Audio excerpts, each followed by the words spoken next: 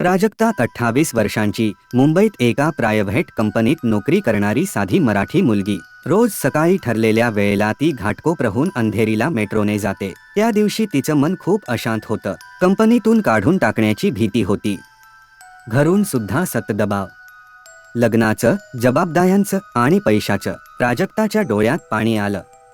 पण ती कोणालाही काही न दाखवता मेट्रोतल्या कोपऱ्यात उभी राहिली. तिच्या समोर बसलेल्या एका आजीबाईंनी तिला पाहिलं. त्या काहीच बोलल्या नाही, पण त्यांच्या हातात एक छोटं फोटो होतं स्वामी समर्थांचं. प्राजक्ताकडे पाहून त्यांनी ते फोटो तिला दिलं आणि हळूच म्हणाल्या, "घे ग, ठेव ह्यांच, ते सगळं पाहतील." ती काही न बोलता फोटो घेतलं. डोळे भरून आले. मेट्रो थांबली. ती उतरली. दुसऱ्याच दिवशी ऑफिसमध्ये एचआरने तिला बोलावलं. तिच्या कामाची प्रशंसा करत एका नवीन टीममध्ये तिला लीड म्हणून बढती दिली.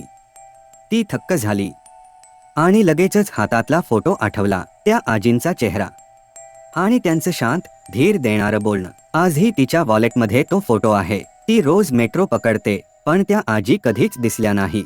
स्वामी समर्थ.